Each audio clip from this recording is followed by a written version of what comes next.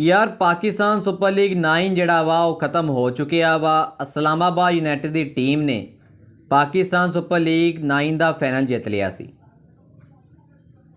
ਪਾਕਿस्तान super league 9 ਦੀ team Multan ਸੁਲਤਾਨ ਜਿਹੜੀ ਸੀ ਉਹਦਾ ਕਪਤਾਨ ਸੀ ਮੁਹੰਮਦ ਰਿਜ਼ਵਾਨ। ਮੁਹੰਮਦ ਰਿਜ਼ਵਾਨ ਜਿਹੜੇ ਆ ਉਹ ਇਹ ਫਾਈਨਲ ਪਿਛਲੇ 3 ਸਾਲ ਦੀ ਤਰ੍ਹਾਂ ਹਾਰ ਗਏ। ਇਸ ਸਾਲ ਵੀ 2024 ਦੇ ਵਿੱਚ ਜਿਹੜਾ ਹੁਣ ਹੋਇਆ ਵਾ ਪਾਕਿस्तान ਸੁਪਰ ਲੀਗ 9 ਇਹਦੇ ਵਿੱਚ ਵੀ ਬਦਕਿਸਮਤੀ ਦੇ ਨਾਲ ਉਹ ਹਾਰ ਗਏ ਆ। ਲੇਕਿਨ ਯਾਰ ਓਵਰਆਲ ਦੇਖਿਆ ਜਾਵੇ ਨਾ ਮੁਹੰਮਦ ਰਿਜ਼ਵਾਨ ਜਿਹੜੇ ਆ ਬਹੁਤ ਜ਼ਬਰਦਸਤ ਪਰਫਾਰਮੈਂਸ ਦਿੰਦੇ ਪਏ ਆ। ਬਹੁਤ ਜ਼ਬਰਦਸਤ ਕੌਮੀ ਕ੍ਰਿਕਟ ਟੀਮ ਦੇ ਵਿੱਚ ਵੀ ਖੇਡਦੇ ਆ, ਲੀਗ ਕ੍ਰਿਕਟ ਦੇ ਵਿੱਚ ਵੀ ਬਹੁਤ ਜ਼ਬਰਦਸਤ ਖੇਡਦੇ ਆ।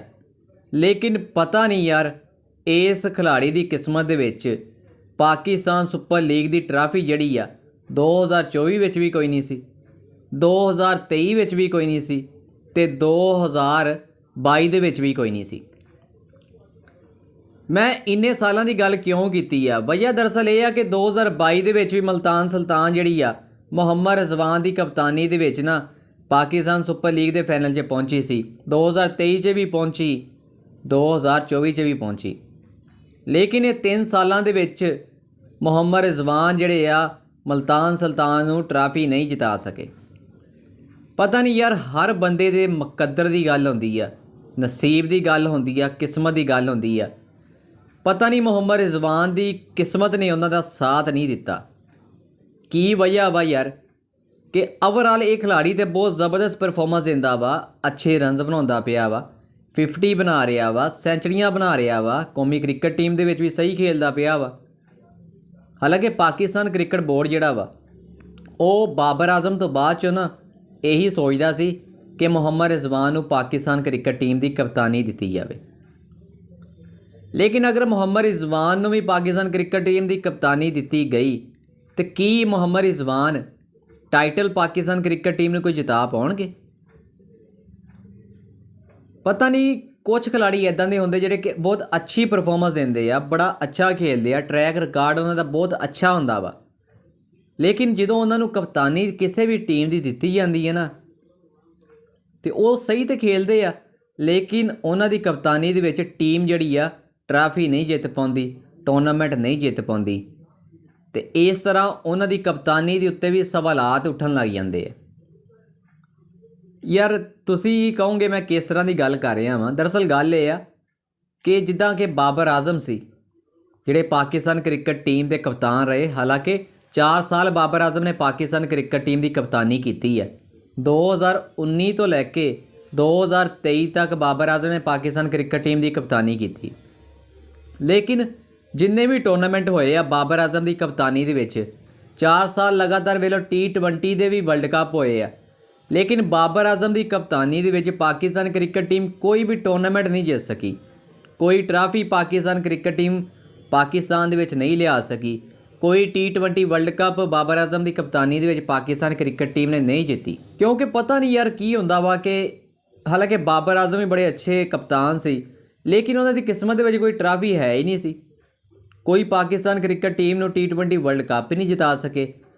ਅਸਲ 'ਚ ਉਹਨਾਂ ਨੂੰ ਕਪਤਾਨੀ ਦਿੱਤੀ ਗਈ ਸੀ ਤਾਂ ਕਿ ਉਹ ਜਿਹੜਾ ODI ਵਰਲਡ ਕੱਪ 2023 'ਚ ਹੋਣਾ ਸੀ, ਦਰਅਸਲ ਉਹਦੀ ਤਿਆਰੀ ਕਰਵਾ ਰਹੇ ਸੀ, ਉਹਦੇ ਵਾਸਤੇ ਉਹਨੂੰ ਕਪਤਾਨੀ ਦਿੱਤੀ ਗਈ ਸੀ ਕਿ ਇਹ ਨੌਜਵਾਨ ਜਿਹੜਾ ਵਾ ਖਿਲਾੜੀ ਆ ਬਹੁਤ ਅੱਛਾ ਖੇਲਦਾ ਵਾ, ਬੜੀ ਅੱਛੀ ਪਰਫਾਰਮੈਂਸ ਦਿੰਦਾ ਵਾ, 50 ਬਣਾਉਂਦਾ, ਸੈਂਚਰੀਆਂ ਬਣਾਉਂਦਾ ਵਾ, ਟੀਮ ਨੂੰ ਲੈ ਕੇ ਚੱਲੇਗਾ, 2023 ਦੇ ਵਿੱਚ ਪਾਕਿस्तान ਕ੍ਰਿਕਟ ਟੀਮ ਨੂੰ ਵਰਲਡ ਕੱਪ ਜਿਤਾਏਗਾ।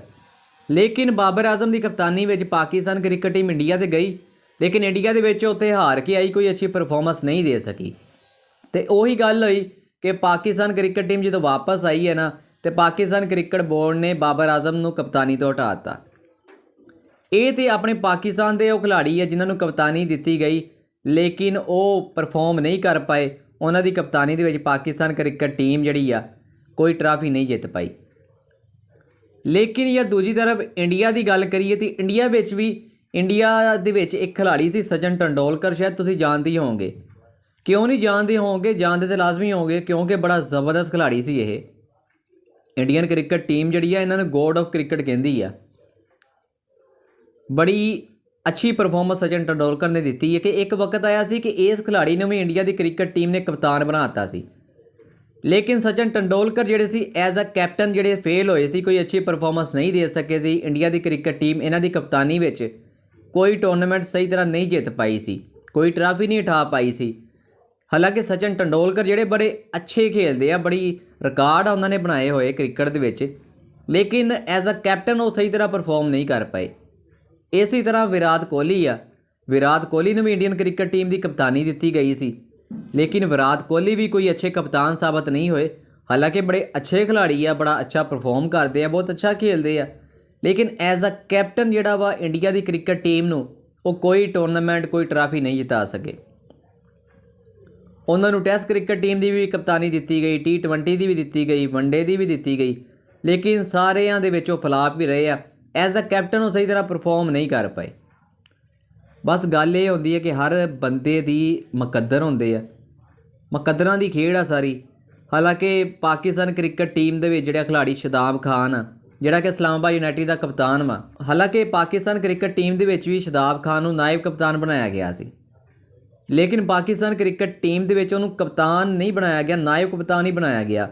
ਲੇਕਿਨ ਫਿਰ ਵੀ ਵੇਖ ਲਓ ਕਿ ਯਾਰ ਇਹ ਖਿਲਾੜੀ ਜਿਹੜਾ ਕਿ ਅੱਛਾ ਪਰਫਾਰਮ ਵੀ ਇੰਨਾ ਨਹੀਂ ਕਰਦਾ ਸੀ ਕੌਮੀ ਕ੍ਰਿਕਟ ਟੀਮ ਦੇ ਵਿੱਚ, ਇੱਕ ਆਲਰਾਊਂਡਰ ਖਿਲਾੜੀ ਸੀ, ਲੇਕਿਨ ਵੇਖ ਲਓ ਕਿ 2024 ਦੀ ਪਾਕਿਸਤਾਨ ਸੁਪਰ ਲੀਗ ਦੀ ਟਰਾਫੀ ਇਸ ਖਿਲਾੜੀ ਨੇ ਉਠਾਈ ਹੈ।